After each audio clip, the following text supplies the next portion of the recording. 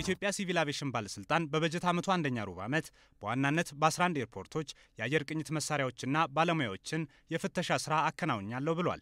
በዚህም በዓለም አቀፍ ደረጃ የተቀመጠውን ከ100,000 በረራ የሚኖረውን የአውሮፕላን አደጋ መጠን በ0.4 በመቶ ጠብቆ ለማቆየት መቻሉን ገልጿል። በሩብ ዓመቱ ከጎማ መተንፈስና የአውሮፕላን በር በአግባቡ አለመዘጋት በስተቀር ያጋጠመ ከባድ እክል አለመኖሩም በሪፖርቱ ተጠቅሷል። በሩብ ዓመቱ አፈጻጸም ግምገማ ላይ የተገኙ የግል አየር መንገድ ማጓጓዣ አገልግሎት ሰጪዎች ከዱር እንስሳት አውሮፕላኖችን ከአደጋ በመከላከል የብሔራዊ የአቪዬሽን ፖሊሲ ማዘጋጀትና መደበኛ የታቀዱ የአየር ጉዞ ፍቃድ በመስጠት በኩል ጉድለቶች መኖራቸውን አንስተዋል። አውሮፕላኖቻችን በአሞራ ተመተዋል። በዚህም ምክንያት ለከፍተኛ ወጪ ተዳርገናል። ወጪ ብቻ አይደለም፣ የበረራ ደህንነትም ላይ አሉታዊ ተጽዕኖ አለው። ይሄ ፕራይቬት ኦፕሬሽን ለቱሪስት ፍሎ ትልቅ ነገር ያመጣል። ኢንዱስትሪን ያሳድጋል። ብዙ ሰዎች ስራ ይሰሩበታል።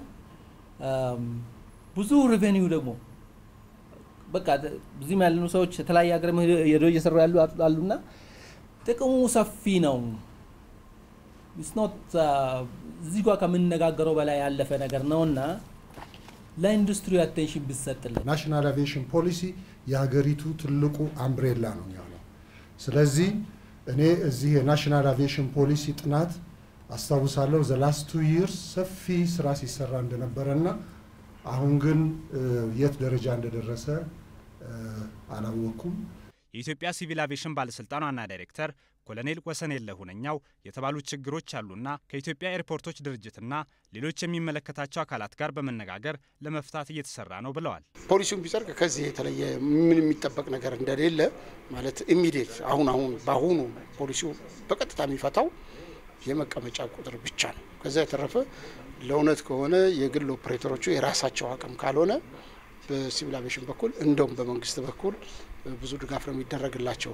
ከዱር እንስሳት ጋር የተያያዘው ጉዳይ ያው እንግዲህ ሁላችሁም እንደምንረዳው ጠንካራ አጥር ያስፈልጋል። ሚግሬት አድርገው የሚመጡ ወፎች አሉ።